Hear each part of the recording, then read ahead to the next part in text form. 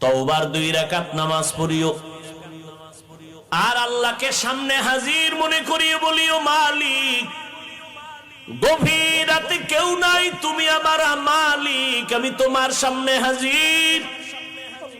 আমি তওবার নিয়তে হাত তুলেছি। ও আল্লাহ, আমার আব্বা আম্মা কেউ জানেন আমি কত বড় গুনাহগার। ও আল্লাহ, আমার ভাই বোন আপনজন কেউ জানেন আমি কত বড় গুনাহগার। আজ আমি তোমার কাছে ফেরেশ হতে চাই, পবিত্র হতে চাই, আর গুনাহ করব না।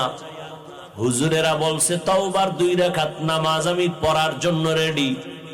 2 রাকাত নামাজ পড়িয়া 2 রাকাতে 4টা সেজদা হবে।